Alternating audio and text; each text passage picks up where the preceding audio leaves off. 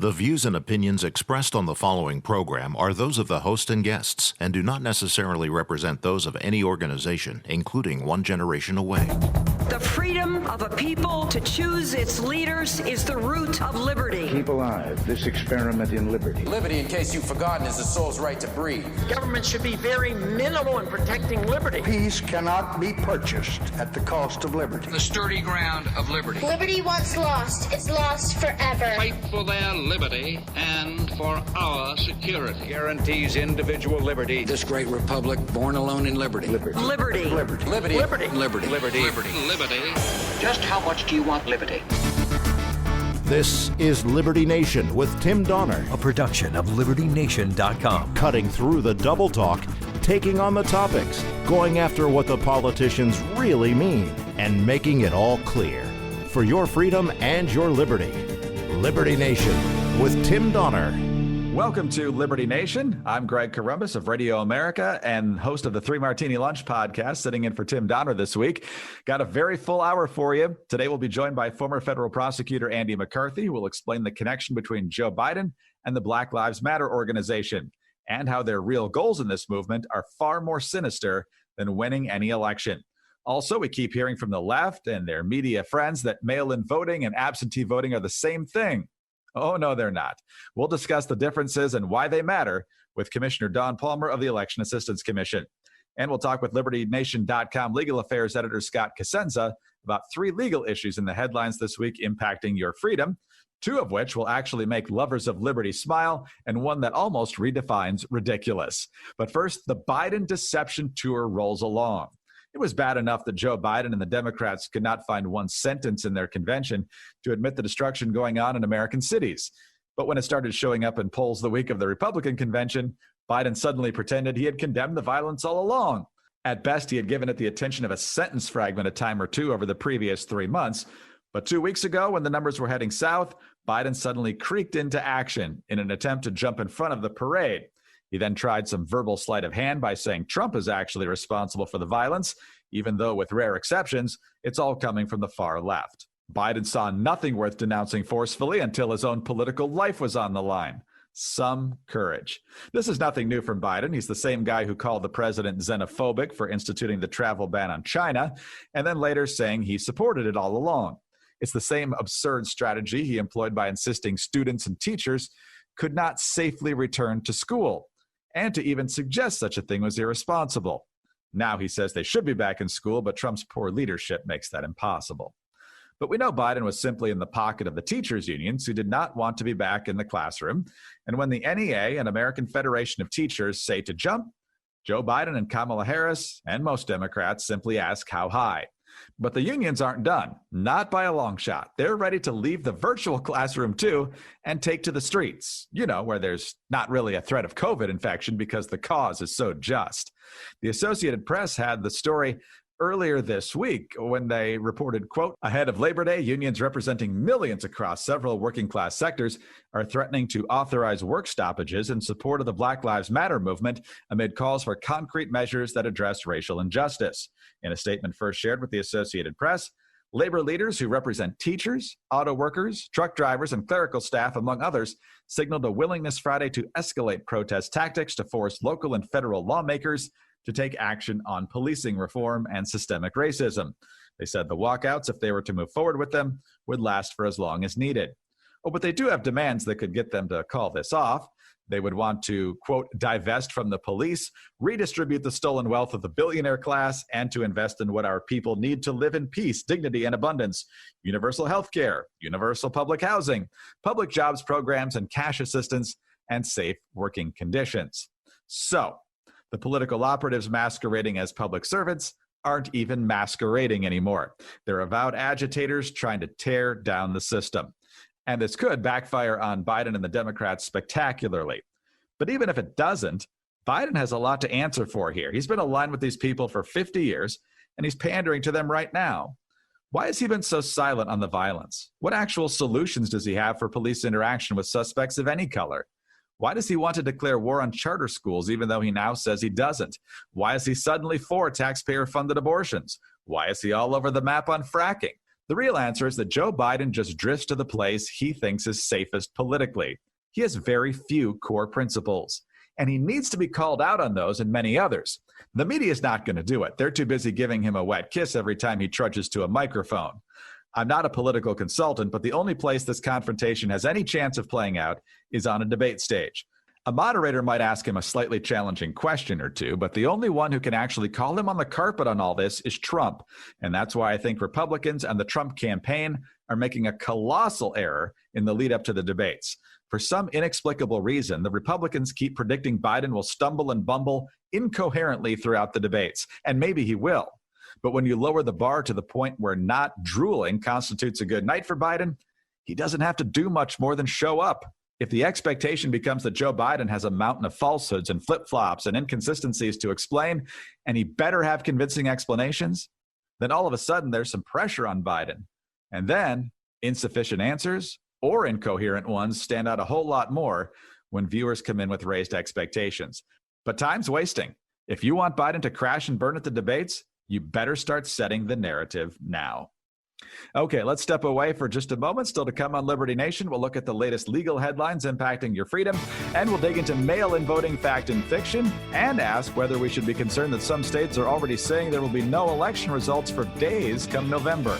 But up next, Andy McCarthy joins us to discuss the Biden Black Lives Matter connection and how it threatens your First Amendment rights. Stay with us. Liberty Nation with Tim Donner.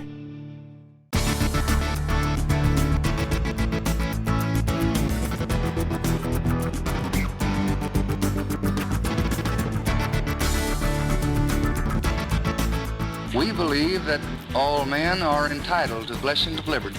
This is Liberty Nation with Tim Donner.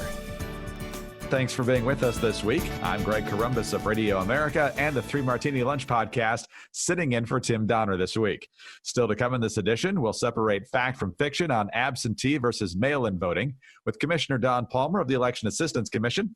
We'll also examine 3 legal issues in the news that impact your freedom, from virtual schooling to the government's pursuit of your private information, to your rights with respect to TSA screenings, and really your interaction with most government personnel. But first, as we discussed in the opening segment, the ongoing unrest in the streets of America's cities continues to be of great concern to the American people. So much so that the Democrats actually started acknowledging the existence of this violence within the last couple of weeks. But while sometimes condemning violence of any kind, Joe Biden and Kamala Harris are trying to pin the unrest on President Trump and his supporters, either for allegedly causing the violence or for inciting the far-left demonstrators who otherwise would never have supposedly destroyed, looted, pillaged, or assaulted everything in their paths. So, what exactly is the Biden strategy here? With me now to explain what's really at work is Andrew C. McCarthy, former Chief Assistant U.S. Attorney for the Southern District of New York. He's also a contributing editor and columnist at National Review Online and a Fox News Channel contributor. Andy is also the author of Ball of Collusion, The Plot to Reagan Election and Destroy a Presidency. And recently, he's the author of a column on National Review Online entitled It's a Straight Line from Biden to BLM, meaning Black Lives Matter, of course. And Andy, thanks very much for being with us.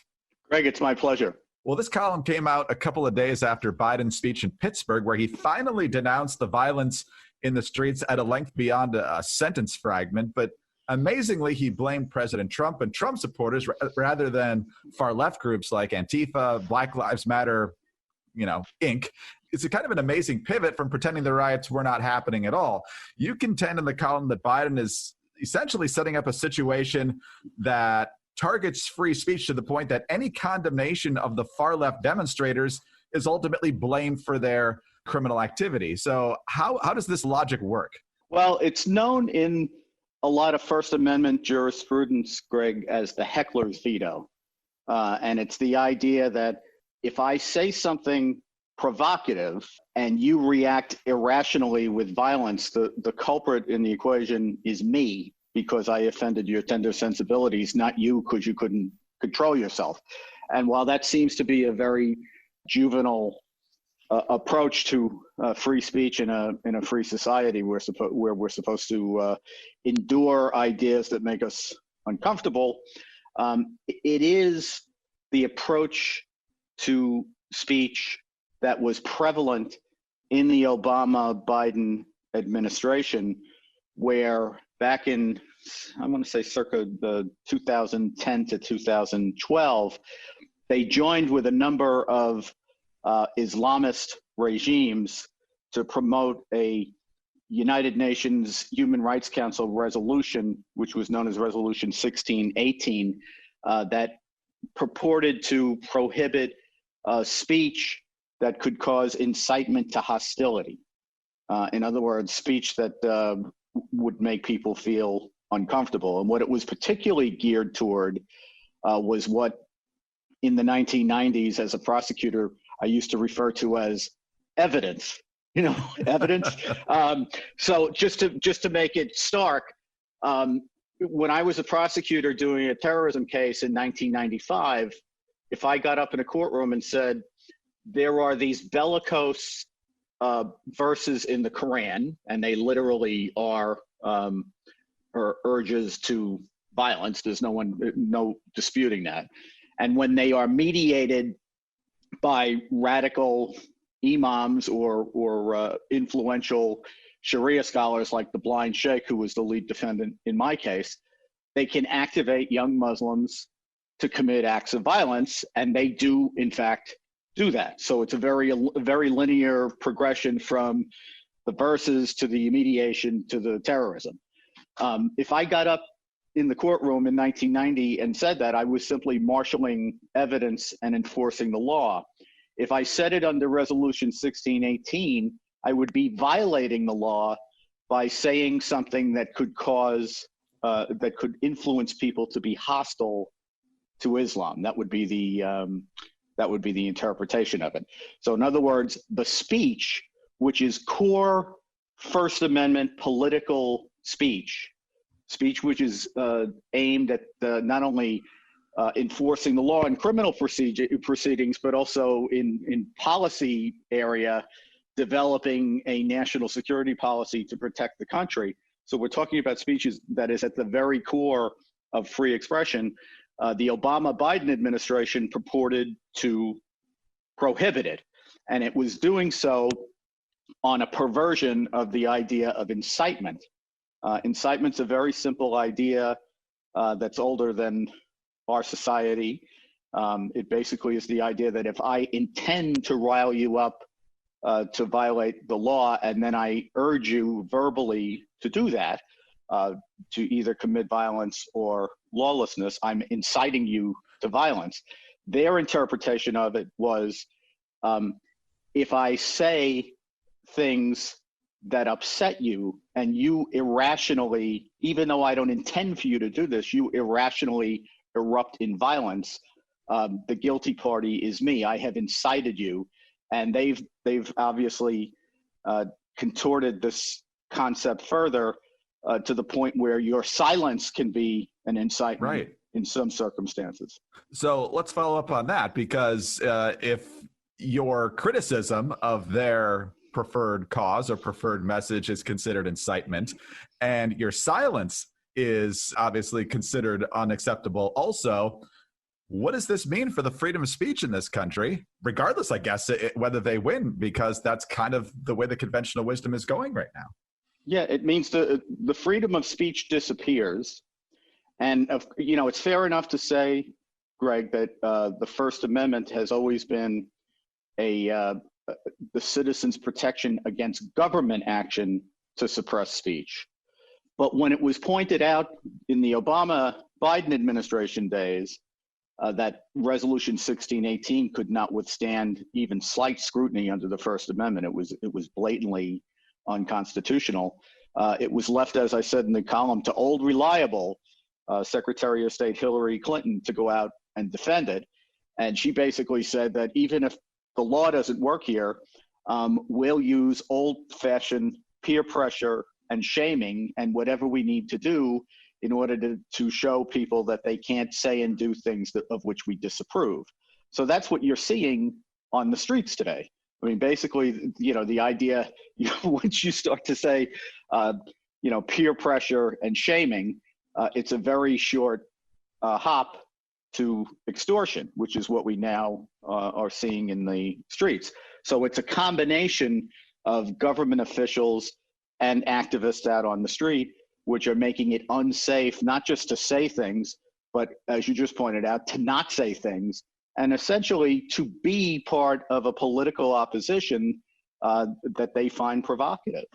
Well, it'd be bad enough if one part of the First Amendment were under withering assault right now, and there's probably more than two, but obviously the press seems to be going along with this in large part as well, certainly the mainstream media, where you see virtually no condemnation of Antifa or Black Lives Matter capital letters and what they're doing in the streets. It's almost like the media and the Biden campaign and a lot of voices on the left are all in sync, which I'm sure is not an accident. But just to build this even further, what happens when not only free speech, but free press is basically under the thumb of this?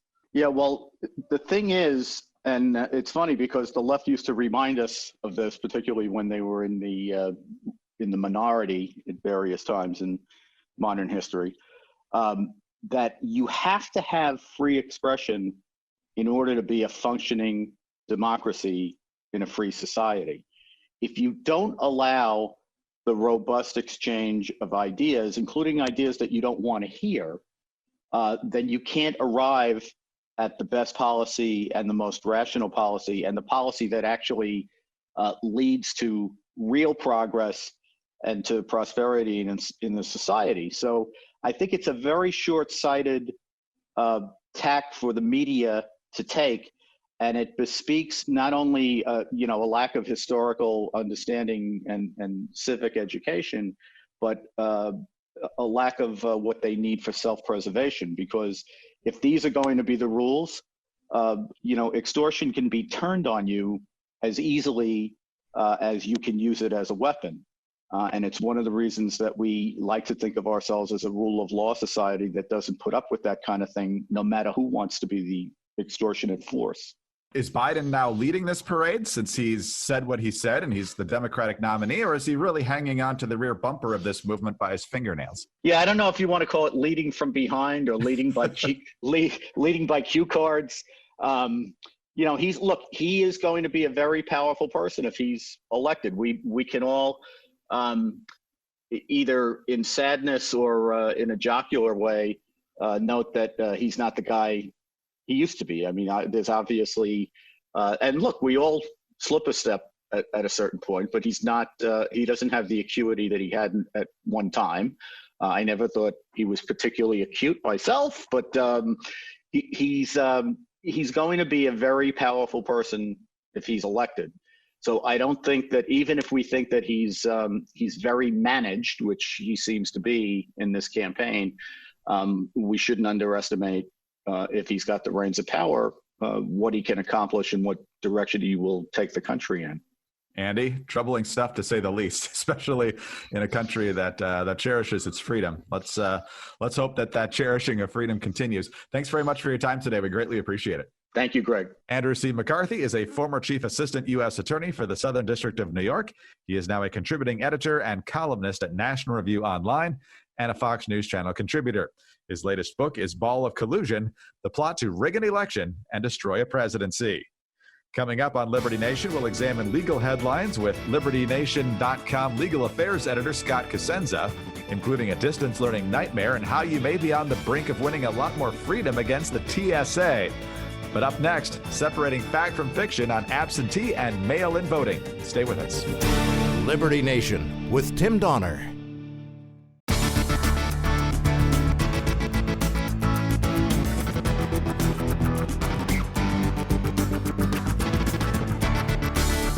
Far more important than my political future and far more important than yours, the well-being of our country. This is Liberty Nation with Tim Donner.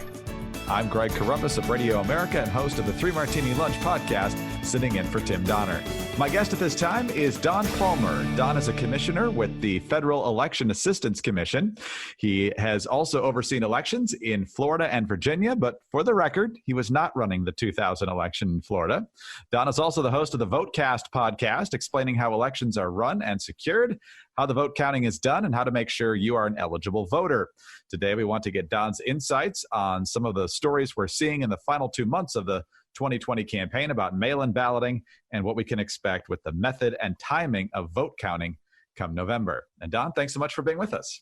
Thank you, Greg. Thanks for having me on. Well, let's start with the debate that's been going for months now, especially since we've been coming to the realization that this election is going to take place in some form or fashion while we're still in a pandemic. On the one hand, you've got those who say mail-in voting and absentee voting are two different terms for the exact same thing. Others say, no, it's a huge difference because of how the applications or the ballots are sent out. What's the fact? What's the fiction? And is there really a big difference? There is a difference. Universal mail balloting, 5 or 6 states do that, where everybody who's on the voter registration rolls will receive a ballot. Those ballots will be sent on election day or for the election. When you're talking about absentee, no excuse absentee, or excuse absentee, you're able to receive that ballot, but it's pursuant to a request to the election office. Otherwise, you will be expected to vote early at an early voting site or election day. So that is the big difference. And I think that many integrity folks appreciate the fact that a voter who wants to vote by mail or absentee would request that with their current address and a confirmation of their identity. And many states have determined that they feel comfortable with that. In fact, I believe it's about 40 states have no excuse absentee voting. And again, like I said before, there was probably 5 or 6 states. Now there's going to be a few more that will have universal mail balloting. So that is the big difference between the two. So, Don, some states have pretty much statewide mail voting. Washington, Oregon, and I think Colorado's been doing more of that recently. There's also been a lot of focus on Nevada, for example, which doesn't normally have that, but is planning to do it in this situation. So what's your insight on doing it specifically for this occasion? I think the voters are sort of moving in that direction. Particularly, there's the fear of the pandemic and whether or not the virus will impact them. And we have to recognize that many voters are going to take advantage of the opportunity to request a ballot. Now, you mentioned Nevada and some of the states that are moving for this election to universal. I think those states and those legislatures made the determination that, look, let's just mail it to every voter and call it a day. Let's just go ahead and make that change. Many of the Democratic legislatures made that decision. On the other hand, many states, Republican legislatures, feel that they like the integrity of in-person voting. And they also feel that the pandemic has been mitigated to a point, particularly with CDC guidelines, that people will be able to vote safely in person. What do we know about security when it comes to universal mail-in? In other words, when the state initiates rather than the voter initiating, you've got a lot of folks worried. I think President Trump has suggested this, that with voter rolls not necessarily completely up to date, you could have ballots being sent to residences where the voter no longer lives or where people are no longer alive even. So is it ripe for mischief, or are there protections like signatures and things that are in place where it can be secure regardless of the method that the ballots get sent out?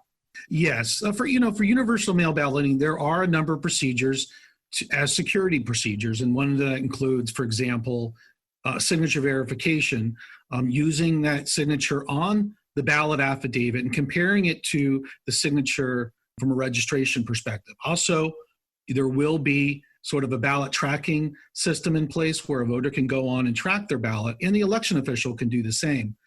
Because mail balloting or absentee balloting, it is a form of voting away from the polling place. Many states feel that they need additional measures to increase the integrity of that process because it's inherently less secure than voting in person, where you would arrive in person, show your ID to an election official, and vote on a tabulator or a piece of voting equipment.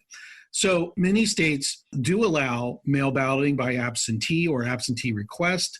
They see that as an additional security measure, whereas the 5 or 6 states that we mentioned before, I think Hawaii was added to the change. This will be their first election all mail as well. Those states have determined that they believe that they have enough security measures in place to secure that mail balloting process. So you're confident that even with a large influx of mail-in balloting, that the provisions are in place, that we can trust the results, and that there hasn't been harvesting or mischief behind the scenes that could taint the actual intent of the voters getting these ballots? Well, a lot of what we do is voter confidence. And, there have been some issues with voter fraud. I think the primary issue that we see with a lot of mail balloting is the error rates. And the error rates have gone up, particularly for those states that are doing this for the first or second time. And when the voters are voting by mail for the first time, a lot of mistakes can be made if you don't pay attention to details. You may not really understand the calendar when it comes to the Postal Service. And so what you see and what you've seen across the country is you've seen error rates where voters don't have their ballot counted. And so one of the advantages that a state like Oregon or Washington has is that they started this process of moving to all mail voting over a decade ago. And so it's given both the election officials, the post office, and the voter the opportunity to become accommodated to this form of voting. So what you see in the rest of the country is this compressed learning curve where they understand that there's going to be increased mail voting. We're trying to educate the voter that if this is your first time or you're not an expert or professional doing this, that you need to understand that you need to get your ballot in early. There may be options on returning it to the election office or to a drop box, but they're trying to compress this learning curve over 1 year or a cycle versus multiple elections over a decade in some of the Western states that have all mail voting. Let's talk about election night and the ballot counting here. We hear that it's not necessarily going to be election day or election night. It's going to be election week. Michigan, for example, said could be days before we actually have results. And of course, it's possible that the in-person returns come in on that Tuesday night, and then the mail-in votes come in with a different result, which will have a lot of folks wondering if they can trust the count, I guess. We've heard that from both sides of the political spectrum. What protocols are in place in most states, Don, to make sure that counting in-person and absentee votes go smoothly and accurately? The counting of ballots is a process, for example, that will include, in-person on election day plus early voting if applicable. You'll also have those mail ballots or absentee ballots that have come in over the weeks prior to the election. And what the election official will do, they'll canvass those and they'll collect those results and then provide those to the public and to the state on election night. And so that is a process that takes place.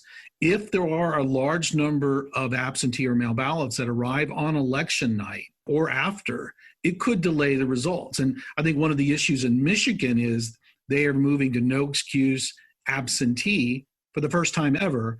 And they anticipated there would be some increase simply because of that new law. Then with COVID and the population moving in that direction, if it's available as an option, they have laws in place that don't really allow for the canvassing of those ballots, which really means just making sure you can open the envelope. You may even tabulate it, but not display the results. None of that in Michigan can occur until election night.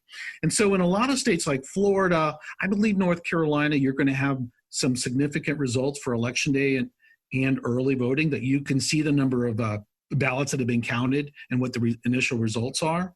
But in Michigan, there may be a problem because they may not get started till election night, and that could delay it for a couple of days. The one thing that I always tell folks is we've been frustrated as election officials because those election results are often, what you're seeing on TV is often projections on who's going to win based on a small amount of ballots. That can actually change. And I think we saw a little bit of that in 2016 based on what the projections were. And then suddenly the results were a little bit different than the exit polls and what projections were. So I think what you'll find is that we won't have results by midnight. And I think that it will all determine on what are the actual official results that are coming into precincts and from the early voting sites. And so I think by Wednesday and Thursday, we should have a really clear sense of who the winner is. A lot to watch. You're going to be a busy man, as are a lot of those election officials the next 60 days or so. Don, thanks very much for your time today. We really appreciate it. Thank you, Greg. Don Palmer is a commissioner with the Election Assistance Commission. For more information on them, you can go to eac.gov. Don has overseen elections in Florida and Virginia, and he's also the host of the VoteCast podcast, which you can get wherever you get your favorite podcasts. Straight ahead on Liberty Nation, the latest legal issues and rulings impacting your freedom. 2 of them are actually good. One may give you more rights as it pertains to the TSA and other government personnel, and the other protecting your private data. But we'll also be talking about a student suspended for having a toy gun while distance learning. That's up next. Stay with us on Liberty Nation. Liberty Nation with Tim Donner.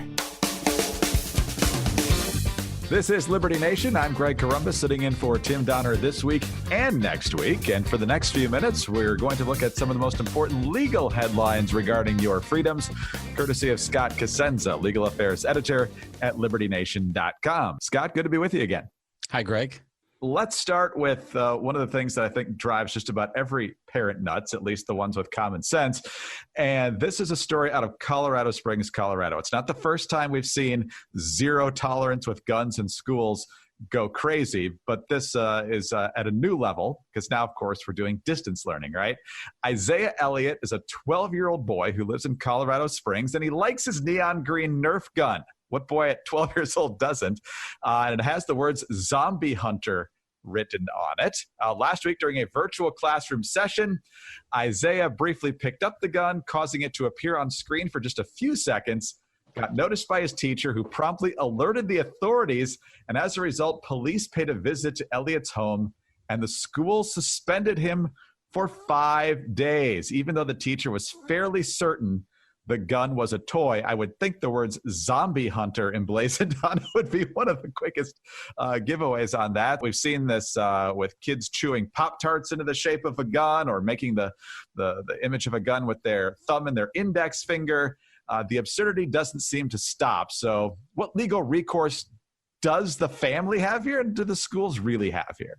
Oh, that's a lot. There's a lot to chew on there, Greg. Let's say the family, and this is the Elliott family of Colorado Springs, Colorado.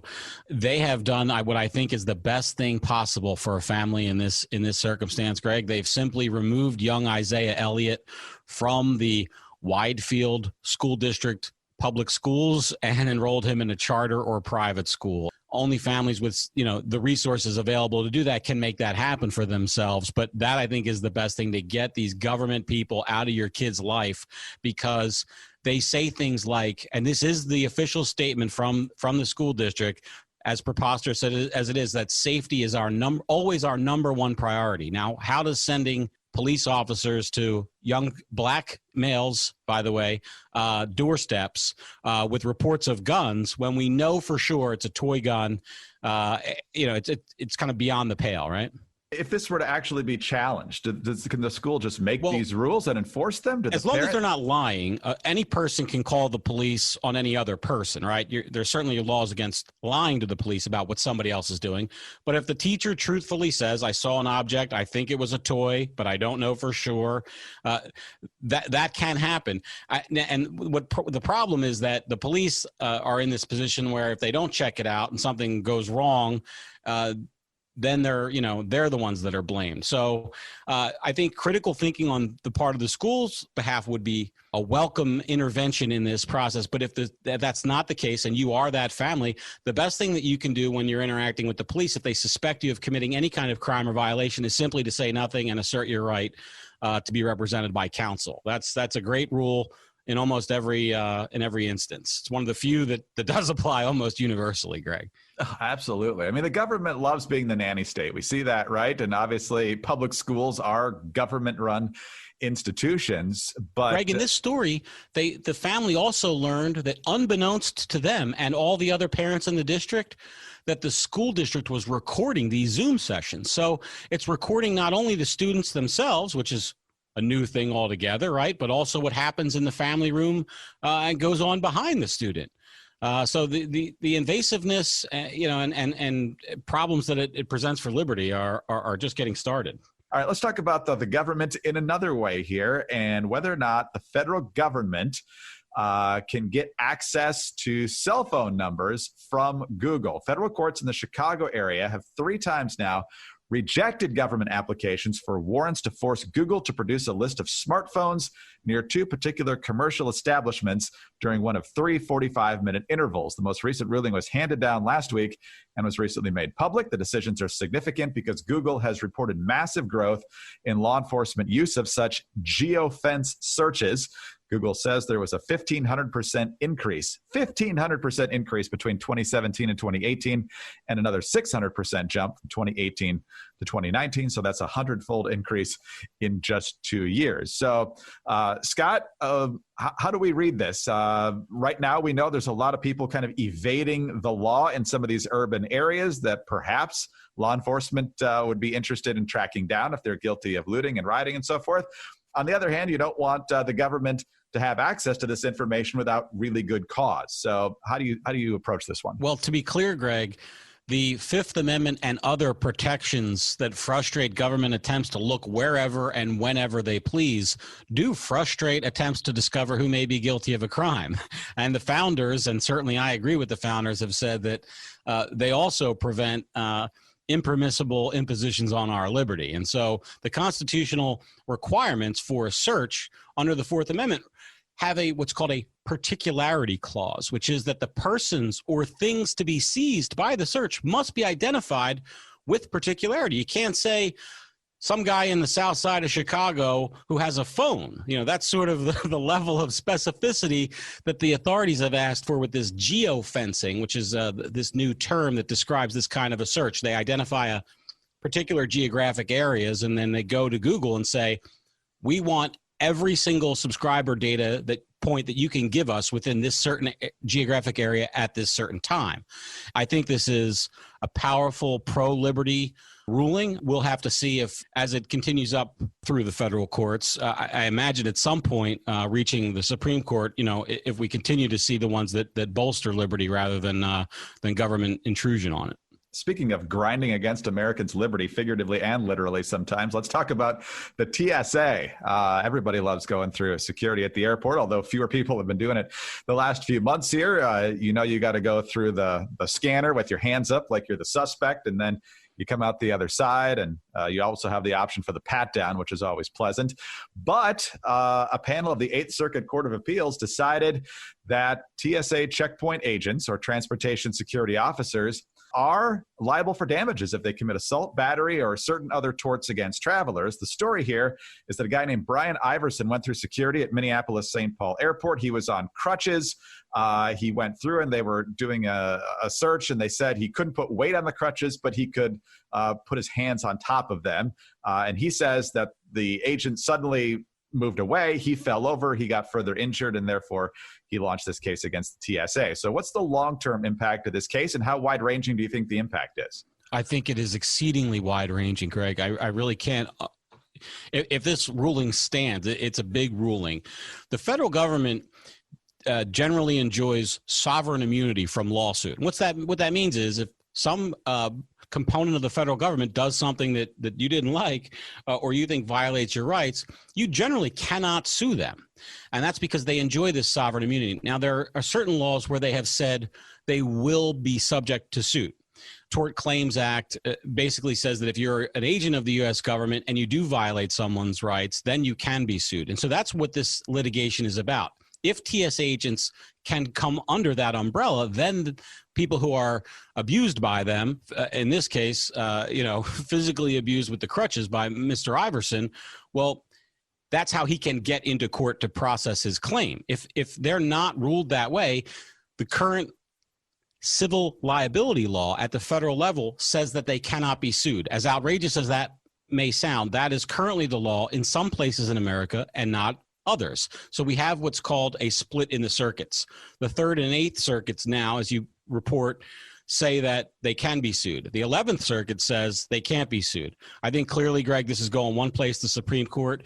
And in terms of the impact, given how many times the TSA searches and touches Americans, even in a COVID-19 shutdown world, on a daily basis, you can see the potential impact going forward. Scott, always great to have you with us. Thanks for looking at these big cases with us, and you and I will talk again next week. Thanks, Greg. Scott Cosenza is legal affairs editor at LibertyNation.com. That does it for this edition of Liberty Nation.